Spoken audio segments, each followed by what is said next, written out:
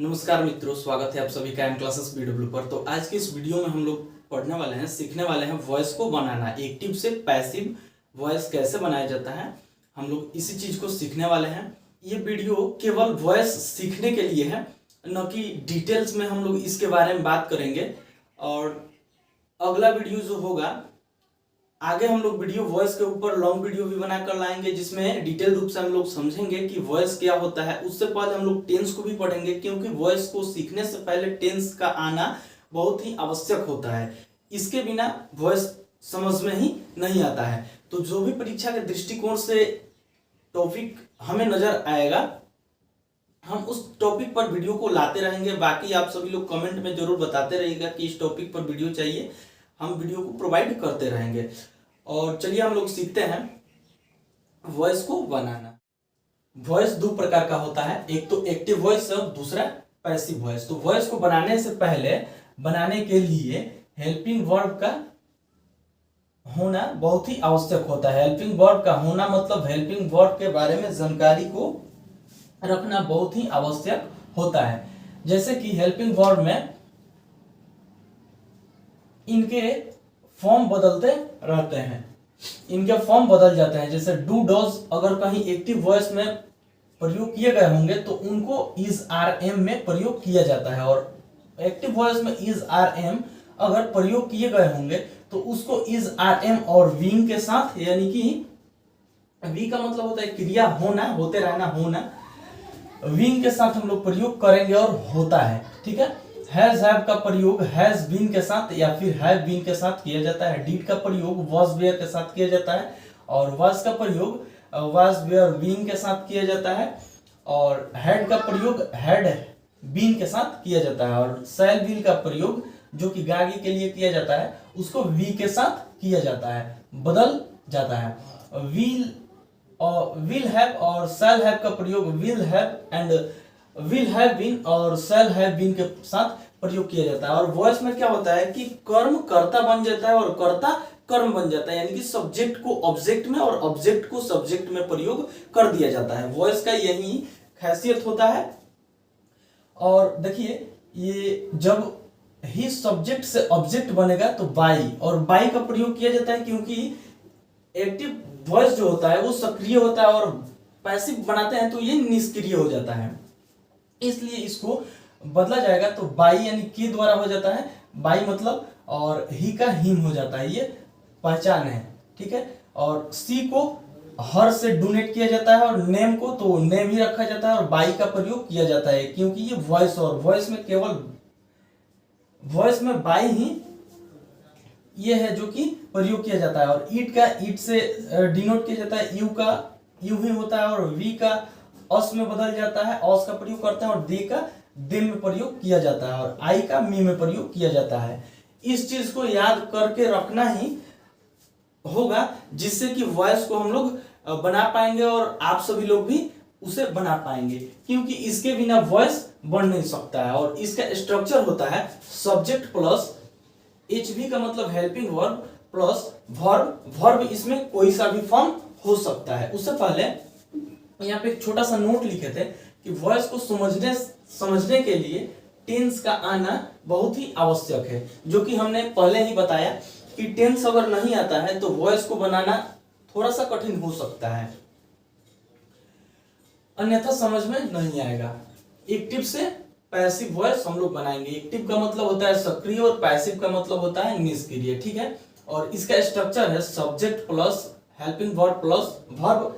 5 प्रकार के होते हैं। वर्ब का फॉर्म 5 होता है, V1 V2 V3 V4 and V5। ठीक है, तो इसमें वर्ब कोई सा भी हो सकता है और बाकी ऑब्जेक्ट होता है। तो इसको वॉइस बनाने के लिए कुछ इस प्रकार से बदल दिया गया है, object plus helping verb plus, यहाँ पर पैसिव में ओनली वर्ब 3 का ही प्रयोग किया जाएगा, यानी कि जिसमें ES या ED का प्रयोग, सॉरी EN या ED का प्रयोग किया जाता है, वहीं वर्ब 3 होता है। और प्लस बाई, जो कि यहाँ पर देखने को मिलेगा आप सभी को, सब्जेक्ट को जब ऑब्जेक्ट में बदला जा रहा है तो यहाँ पर बाई पहले ही यूज कर दिया गया है समझने के लिए। लेकिन यहाँ पर हम स्ट्रक्चर में भी डाल दिए कि वर्ब 3 डालने के बाद पुट करने के बाद बाई का प्रयोग और फिर जो सब्जेक्ट होता है जो कि हम लोग यहाँ से उठाकर लाएंगे इधर, तो ये सब्जेक्ट। अब देखिए ये तो हो गया एक्टिव वॉइस, ठीक है, ये हिंदी में हुआ।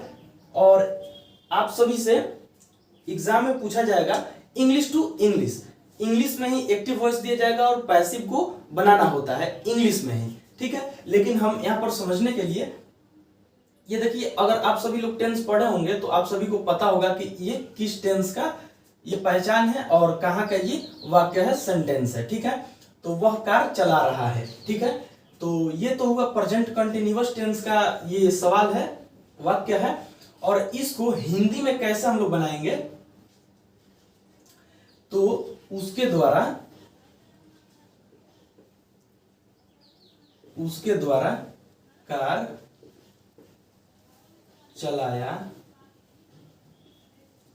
जा रहा है, यह हुआ हिंदी का पैसिव वॉइस, ठीक है, जिसको बनाने के लिए इतने सारे हेल्पिंग वर्ब को याद करना होता है और ये जो होता है सब्जेक्ट उसके फॉर्म को याद करके रखना होता है।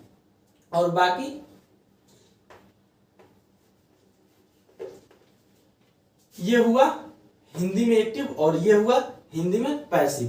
तो देखिए आप सभी लोग इसको देख चुके होंगे, इस फॉर्मूला को, इस स्ट्रक्चर को, ठीक है। बाकी हम लोग इसको सॉल्व करते हैं। इससे पहले अगर आप सभी लोग टेंस पढ़े होंगे तो इसको तो आप लोग आसानी से सॉल्व कर ही लीजिएगा, बाकी हम तो बता ही रहे हैं।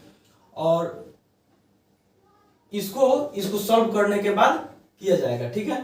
तो वह कार चला रहा है, वह का मतलब ही, कार चला रहा है, इज चलाना, ड्राइविंग।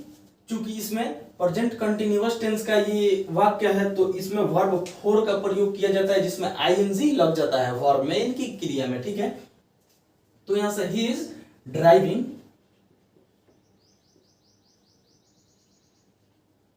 ए कार, एक कार भी लिखा जा सकता है, अदरवाइज इसे भी लिख सकते हैं। और हम लोग यहाँ पर फुल स्टॉप को देना नहीं छोड़ेंगे, इसलिए क्योंकि ये फुल स्टॉप बताता है कि सेंटेंस यहाँ पर एंड हो रहा है, खत्म हो रहा है, ठीक है। तो ये तो हो गया एक्टिव। इसमें टेंस का सबसे ज्यादा रोल है, महत्वपूर्ण है, टेंस आना ही चाहिए। टेंस जो होते हैं तीन प्रकार के होते हैं, प्रेजेंट टेंस, पास्ट टेंस और फ्यूचर टेंस, ठीक है। तो यहां से अब हम लोग इसको बनाएंगे। तो देखिए इसको ए कार है तो यहां से हम लोग लिख सकते हैं ए कार, हालांकि बोरिंग लग रहा है, ठीक है। तो यहां से हम लोग ए छोड़ दे रहे हैं, केवल लिख रहे हैं कार। और देखिए यहां पे क्या आ गया है, इज आया है, ठीक है। तो इज का फॉर्म क्या था इसमें, इज आर एम को किस प्रकार से लिखा गया है, क्या क्या प्रयोग होगा इस हेल्पिंग वर्ब के साथ, तो इज आर एम के साथ बीइंग का प्रयोग करना ही होगा, करना आवश्यक है, तभी जाके ये पैसिव बन पाएगा। तो कार इज बीइंग और उसके द्वारा कार चलाया जा रहा है, ठीक है। तो चलाना, ठीक है। तो ड्राइविंग नहीं होगा, ठीक है।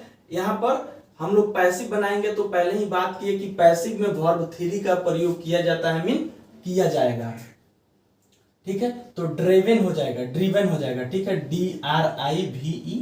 ड्रिवन हो जाएगा। A car is being driven by him, ठीक है। वह का क्या है, ही है, और ही का प्रयोग किस प्रकार से किया गया है, तो हिम के रूप में किया गया है। A car is being driven by him, ठीक है। और यहाँ पे फुल स्टॉप।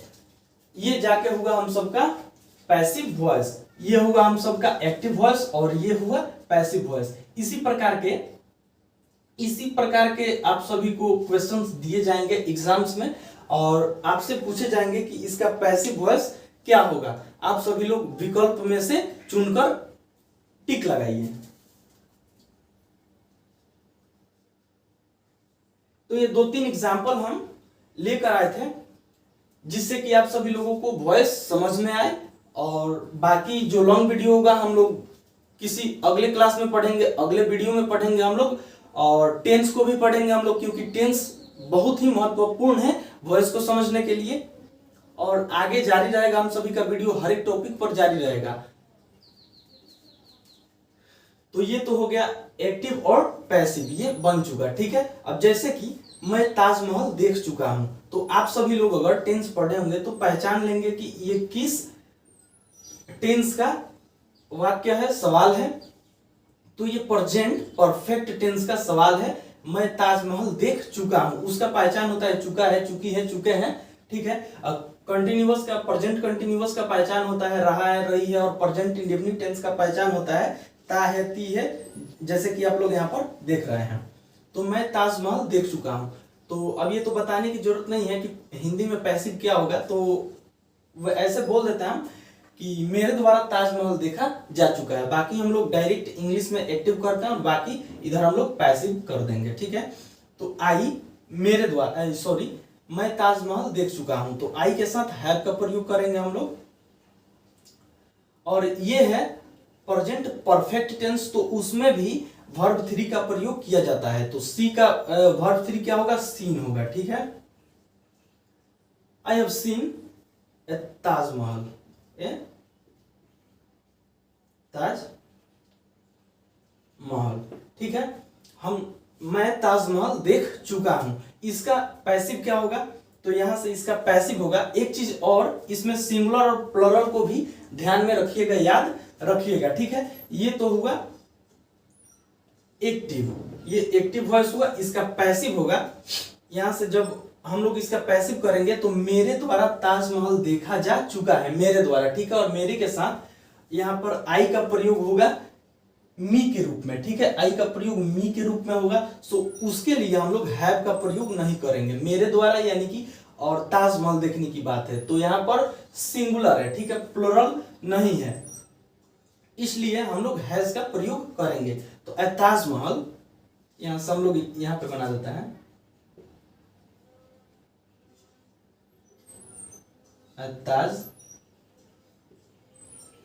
ताजमहल।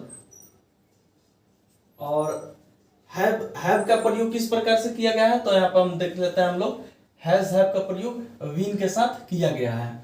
तो यहां से हम लोग लिखेंगे ए ताजमहल हैज बीन, बी का मतलब होना, बीन का मतलब उसी प्रकार से होता है, हैज बीन। और वर्ब 3 सीन का सीन ही होता है, तो यहां से हम लोग सीन को सीन ही रहने देते हैं।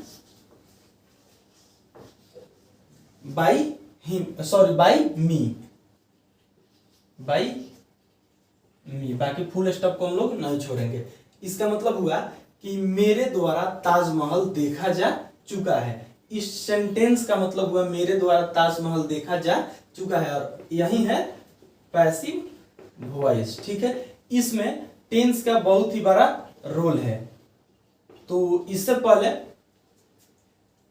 समझ में नहीं आएगा तो टेंस को पढ़ना आवश्यक है, और टेंस से भी सवाल पूछे जाते हैं।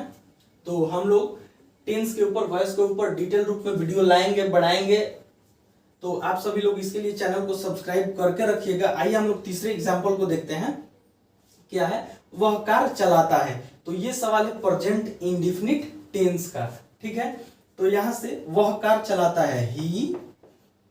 यहां पर जब तक कोई नकारात्मक या क्या वाला, क्यों वाला सवाल ना आ जाए, तब तक प्रेजेंट इंडेफिनिट टेंस में डू या डज का प्रयोग नहीं किया जाता है। डू या डज का प्रयोग नहीं किया जाता है, उसको एस या ईएस के साथ बनाया जाता है। जैसे कि प्लुरल में ईएस का प्रयोग किया जाता है, जैसे दर्शाया जाता है कि बहुत सारे, और एस का प्रयोग किया जाता है, एस या ईएस का प्रयोग किया जाता है। तो वह कार चलाता है। ठीक है, तो ड्राइव, चलाना का ड्राइव होता है, तो ही ड्राइव्स, ड्राइव्स। ये तो है ही, एस का प्रयोग कर देंगे तो ये हो गया।